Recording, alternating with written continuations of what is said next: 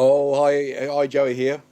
So I've got about five songs, five backing tracks floating around with music friends in Melbourne. I'm waiting for bits and pieces to come back, so I can't sort of put them together until each of those come back. So in the meantime, I thought, oh well, let's go back to basics, and I thought this might be a good time to revisit what I really love doing the most, and that is playing with my Digitech Trio and doing song arrangements. And that really is my favourite part of all of this.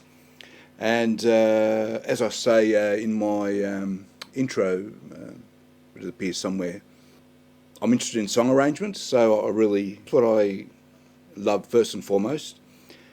And secondly, I was going to revisit my mission, which I state in the intro somewhere, or in the intro video, somewhere I state it. My mission is to do a song in every genre on the Digitech Trio. So I thought, let's do a bit of a stock take, starting with blues. So I'm going to put it up.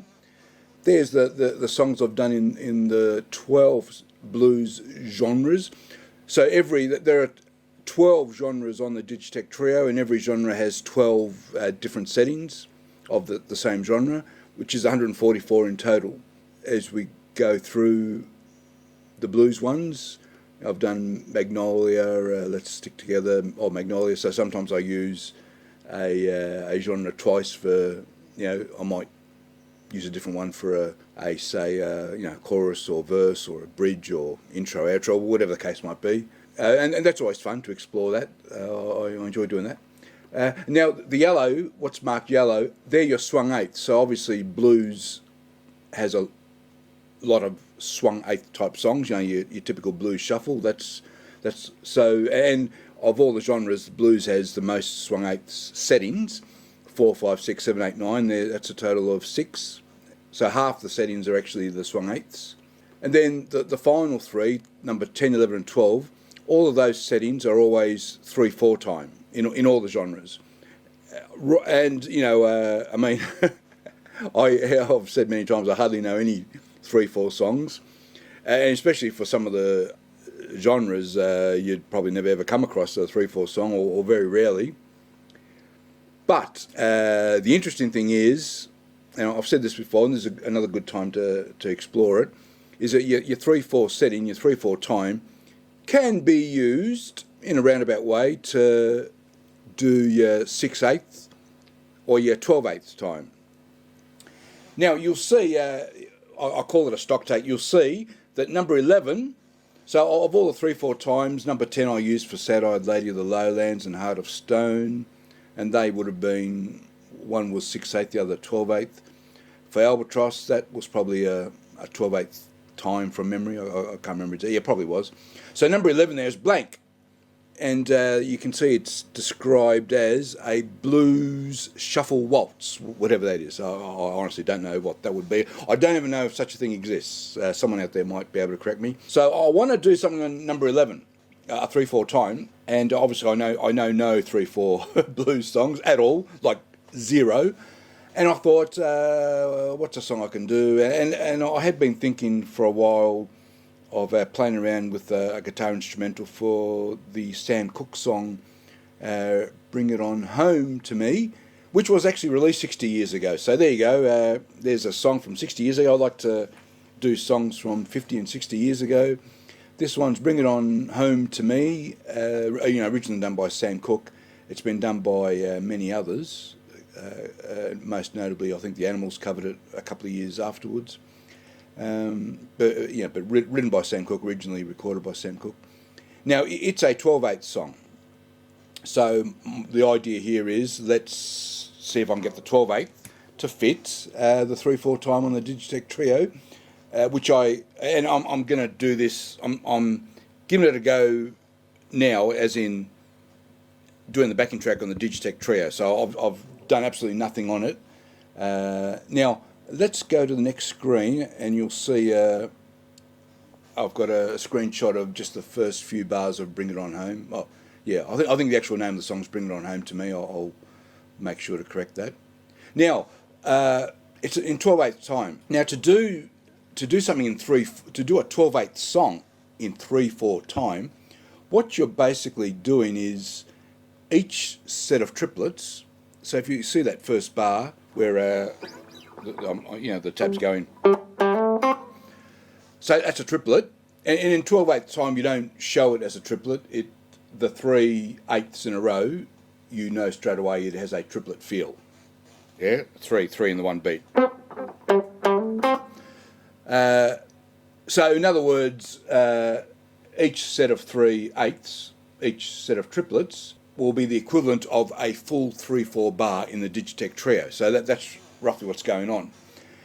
So therefore, I need to turn each bar of this song into 4 bars of 3/4 time in the Digitech Trio. So I'm just going to experiment with the first 2 bars. You can see there, C, G, F, G, and then I'm just going to see if I can play my little guitar fill there over those 4 chords. See if it sounds okay.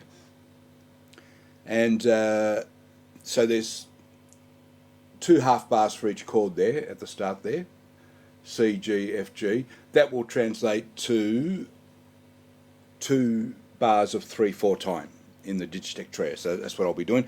Okay, let's give it a go. Also, you'll see the time, a very slow 63 beats per minute. It is a slow song originally, is generally a slow song. Probably not as slow as that, but the reason I've chosen 63 beats per minute is because if I'm translating each beat into a 3/4 bar, that 3/4 bar ends up being 189 beats per minute. That's basically what's going on. So I'm sort of starting it off slow and see if I can get something that is usable on the Digitech Trio. So that's the idea. Okay, so I'm going to sorry, I don't have a camera on the Digitech Trio. I've got it here right in front of me. That's why I operate by hand. I like to have it close by. What am I doing? I'm going to put that on. I've got my Guitar Pro in front of me. So that previous screenshot is a snapshot of my Guitar Pro tab. So that's the metronome, and you can hear there. You can see each beat beats. So that's your classic 12/8. So there's 4 of those per bar, and you can see each beat sounds like a bar of 3/4 time. Yeah, that's what my theory is in trying to do this. So I'm arming the trio. I'm just going to do those 4 bars.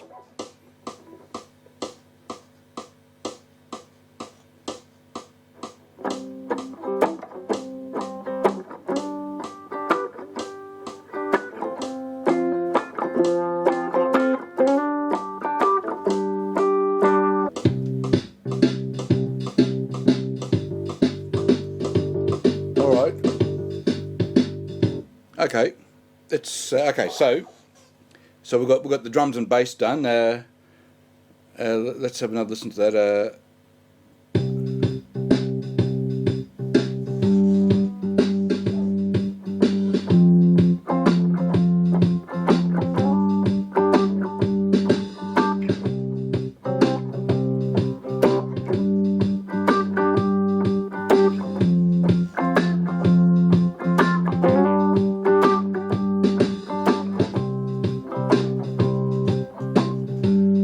Okay, now I'm going to see if I can, I mean I'm not liking the sound of it, but let's just see if I can play my little bit of instrumental over it.